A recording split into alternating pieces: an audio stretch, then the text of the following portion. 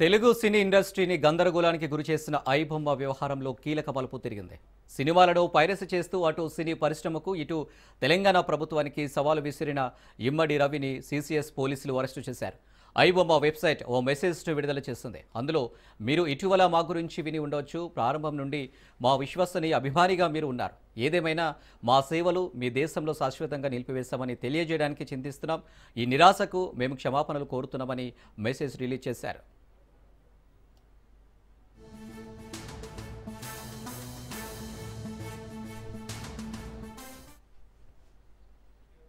Arrest అనంతరం CCS పోలీసులు ఇమ్మడి రవితోనే ఐబొమ్మ వెబ్సైట్ను మూసేయించారు. అయినప్పటికీ ఇవాళ ఆ సైట్ నుంచి తాజా మెసేజ్ రావడంతో ఇమ్మడి రవితో పాటు మరికొందరు ఉన్నట్లు పోలీసులు అనుమానం వ్యక్తం చేస్తున్నారు. ఆ దిశగా కేసును దర్యాప్తు చేస్తున్నారు.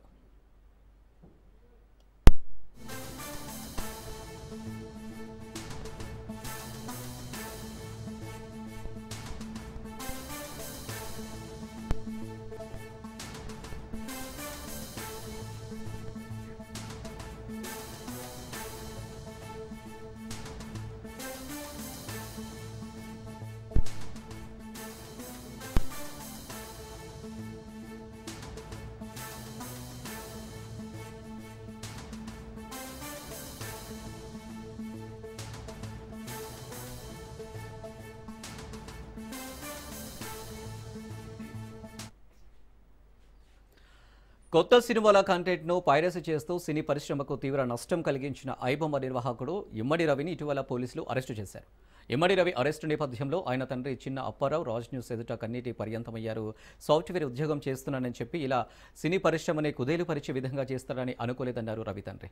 చట్టం తన పని తాను చేసుకుంటుందంటున్న చిన్న అప్పారావుతో మా Visakha correspondent Nandakumar face to face.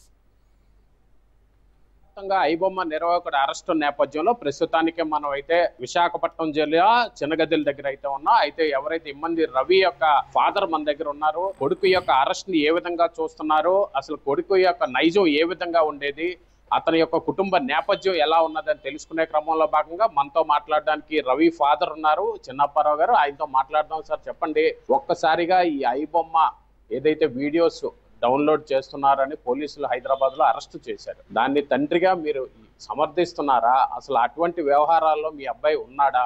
ఏంటంటారు మీరు అసలు దీనికోసం? నాకేమీ తెలియదు సార్, మీరు అందరు చెప్తేనే నాకు తెలిసింది. నిన్న మా బంధువులు ఫోన్లు చేసి మా తమ్ముళ్ళు మా చెల్లెళ్ళు అందరూ నాకు ఫోన్లు చేస్తున్నారు. ఇలా చెప్తే నాకు తెలియదని యూట్యూబ్ చూసాను. అప్పుడు యూట్యూబ్లో చూస్తే యూట్యూబ్లో అన్ని ఛానళ్ళలో వస్తున్నారు. ఎందుకు ఇలాంటి పని చేశాడా, ఎందుకు మనకెందుకు ఇలాంటి పని అని అనుకున్నాను. అంతవరకే తెలుసు. ఆ తర్వాత మీలాంటి ఛానల్ అందరూ వచ్చి అడుగుతుంటారు. అంతవరకే తెలుసు.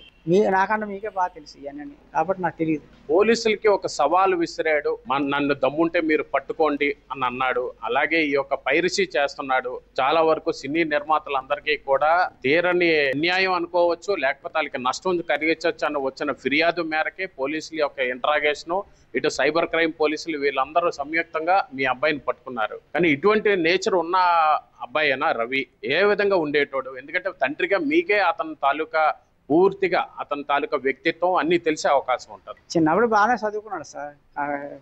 మా పిల్లలిద్దరు కామ్గా సార్, తెలివైన వాళ్ళు. ప్రైవేట్లు అందరూ ప్రైవేట్లు పెడతారండి, ప్రైవేట్ కూడా పెట్టేవాడిని కాదు. శుభ్రంగా చదువుకుంటారు. అంతేగాని ఎలాంటి పనులు చేస్తాడని మనకు తెలుసు, నాకు తెలుసు. పోలీసులు ఇది చేసింది తప్పు పని. పోలీసులు సవాల్ ఇస్తారు. పోలీసులు ఏమైనా అమాయకులా? పోలీసులు సవాల్ తప్పు చేసింది కాకుండా వాళ్ళు సవాల్ చేసి వాళ్ళు ఊరుకుంటారా? మరి వాళ్ళ పని వాళ్ళు చేశారు. మనం వాళ్ళు ఎలా సమర్థిస్తాం? మనం సమర్థించామంటే పోలీసులు తప్పు అనుకోవాలి. పోలీసులు చేసింది తప్పు, వాళ్ళ డ్యూటీ వాళ్ళు చేశారు. వాళ్ళు ఎలాగ తప్పు అనుకుంటాం? మనం గవర్నమెంట్ నియమించింది వాళ్ళకి ఇలాంటి కేసులన్నీ, ఇలాంటి ఏది వచ్చినా చూడమని. అందువల్ల వాళ్ళ పని వాళ్ళు చేశారు, వాళ్ళ డ్యూటీలు అయ్యి. మరి అందువల్ల మనం వాళ్ళ తప్పని ఎలా అనుకుంటాం? చిన్నప్పటి నుంచి తండ్రిగా మీకు అతను మానసిక ఇది ఎలా ఉండేది పరిస్థితి? మానసికాల కేసులు మన టైంకి ఫుడ్ ఆడతాను, వెళ్ళి చదువుకుంటారు, వచ్చారు, అంతే. మానసికంగా ఇది ఏమీ లేదు. అలాంటిదే ఆడు చిన్నపిల్లలు, ఆడికే మానసికాలు ఉంటాయి. ఆడికి కష్టం ఏంటో సుఖం ఏంటో తెలియకుండా టైంకి ఫుడ్ ఆడుతున్నాం కదా, చదువుకుంటారు. ఫీజులు కట్టి అన్ని చేసి అన్ని, నాకు ఆ డబ్బులు లేకుండా లోన్లు అయి పెట్టి అన్ని చేసేవాడిని, బాధలు అన్ని పడేవాడిని. అని చదువుకుంటాడు. ఆడికి ఆ డ్యూటీ అది చదువుకోవడమే. కాబట్టి మనం ఆ డ్యూటీ ఆడు చేసాడు, చదువుకున్నాడు. అంతవరకే నా శక్తి వరకు చదివించాను. ఎంతవరకు చదువుకున్నాడండి రవి? మా పిల్లలిద్దరిని ఎంబీఏ చేయించాను. అంటే డిగ్రీ అయిపోయిన తర్వాత ఎక్కడికి వెళ్ళాడు? డిగ్రీ అయిపోయిన తర్వాత ఆంధ్ర యూనివర్సిటీలో చదివాడు. ఏదో క్లాస్ చదివాడు, మన ఆంధ్ర యూనివర్సిటీలోనే చదివాడు. ఏదో చదివాడు నాకు తెలియదు. పాస్ అయిన కూడా చెప్పాడు. పాస్ అయినా ఫోన్లే బాబు సంతోషం అన్నాను. అంతవరకు తెలుసు. మరి హైదరాబాద్ ఎప్పుడు వెళ్ళాడు? అంటే ఏమని చెప్పాడు మీ దగ్గర నుంచి? ఇంటి నుంచి బయటికి వెళ్ళేటప్పుడు మీకు ఏమని చెప్పి వెళ్ళాడు? ఆడ చెప్పడానికి నేను లేను. నాకు మా మిస్సెస్ గొడవలు అయిపోతే నేను ఏరా వెళ్ళిపోయాను.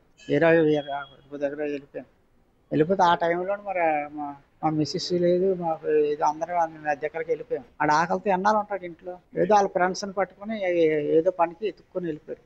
అంతవరకు తెలుసు. ఆ తర్వాత తెలిసింది ఇలా ల్యాప్టాప్లో పని చేసుకుంటున్నాడు. నేనేటనుకున్నంత చదువుకున్న కుర్రోళ్ళందరూ ల్యాప్టాప్లు కొనిపించుకొని ఏదో ల్యాప్టాప్లో ఏదో పని చేసుకొని వాళ్ళ కడుపు ఏదో నింపుకుంటారు కదా, అలాగే వీడు ఏదో ఈ పొట్ట కోసం ఇటు బతుకుతున్నాడు అనుకున్నాను. అందుకని ఇలా అట్టదారులు పని అనుకోలేదు. వినేవాడికి ఏదైనా చెప్తాను. నేను ధర్మాలన్నీ చెప్తాం. ఏదైనా మనకు తెలిసిన వంట వరకు చెప్తాం. వినకపోతే ఏది చెప్తాం సార్. తెలియదు కూడా. తెలిసినా వాడు చెప్తే వినడు. ఇంకా అలా మనిషి అది. అంటే తండ్రిగా మీరు చెప్పినా కూడా వినే పరిస్థితుల్లో లేదా? అంటే మనకి ఎడ్యుకేషన్ తక్కువ, ఆడేది చదువుకున్నాడని ఫీలింగ్. అలా రకరకాల మనుషులు ఉంటారు కదా. కానీ కొన్ని తప్పులు చేసినప్పుడు మాత్రం చెప్పాలా, ఇది తప్పు రాబోయే, ఇది తప్పు చెప్తాం. విన్నీ ఆ తర్వాత ఆడిష్టం ఆడి కర్మ. కానీ అది కూడా నాకు తెలియదు కదా. కనీసం చెప్పాను వినలేదు అని అన్నందుకి నాకు తెలియదు కదా. తెలియనప్పుడు నేనే చెప్తాను వాడికి. కోర్టులు ఫ్రీజ్ చేసాము అని చెప్పి పోలీసులు చెప్తున్నారు. మీరు చూస్తే సాధారణ జీవితం గడుపుతున్నారు. మరి మీ కొడుకుని చూస్తే అంత కోట్లు సంపాదించాడు, సినీ పరిశ్రమనే దెబ్బ కొట్టాడు అని చెప్పేసి పోలీసులు అంటున్నారు. మరి దాన్ని మీరు ఏ విధంగా చూస్తారు? నేను ఎక్స్పెక్ట్ చేసినంత ఇది మాటలేదు కాబట్టి నేను ఏం చెప్తాను సార్ మీకు. మీరు అడిగిన దానికి నేనేం చెప్పాలో మీకు చెప్పలేను, ఏడలేను. అలా అయిపోయింది నా బతుకు. ఇప్పుడు వచ్చి ఉంటే తింటున్నాను, లేకపోతే వస్తున్నాను ఇంట్లో ఫస్ట్ పడుకుంటున్నాను. ఎవరికి చెప్పను, పైకి వెళ్ళి చెప్పను. చెప్పిన మనకి నార్మల్ సెకండ్ చెప్పినా ఎవరు లెటర్ కదా. మంచి స్థాయిలో రిటైర్మెంట్ అయ్యారు. కొడుకు గురించి ఇలాంటి విషయాలు తెలియడం, అది కూడా మీరు ఓల్డ్ ఏజ్ లో ఉన్నారు, ఇట్లాంటి విషయాలు వినడం ఏ విధంగా చూస్తారంటారు? ఏది ఏమైనా సరే ఎవరికి వారి ఏమైనా తీరంటారు పెద్దలు. నాకు ఈ ఊరందరూ నా రక్త సంబంధమే. 200 ఇళ్ళు ఉంటాయి, అంతా రక్త సంబంధమే. కానీ అవసరానికి ఎవరు పనికిరారు ఏంటంటే. కాబట్టి నా బతుకు నేను ఉంటే తింటున్నాను, లేకపోతే ఆ ఊట్లో పడి ఉంటున్నాను. కానీ లేకపోతే లేదు. పోలీసులు ఇప్పుడు మిమ్మల్ని మీ అబ్బాయిని అరెస్ట్ చేశారు. దీన్ని ఏ విధంగా చూస్తారు? మరి నేనేం చెప్పగలను సార్? నేనేం చెప్పినా చెల్లనమాట. ఏదని చెప్పాం అనుకోండి, అది సిల్లు మాట చేసి చెప్పాలి. మనకు చెల్లని మాట మనకి ఎందుకు? పోలీసులు అరెస్ట్ చేశారు, అరెస్ట్ చేసి బాబు అంటే మానేస్తారా? వాళ్ళు మానేరు. వాళ్ళ డ్యూటీ వాళ్ళు చేసుకుంటారు. అలాగని వాళ్ళ తప్పు మనం ఎలా అనుకుంటాం? వాళ్ళ డ్యూటీ వాళ్ళు చేశారు. ఇటు తప్పు చేయకుండా ఉండాలి. తప్పు చేస్తారు కాబట్టి చేస్తాం. తప్పు చేస్తాము మీరు అరెస్ట్ చేయొద్దు అంటే అది చట్టం ఊరుకుంటుందా?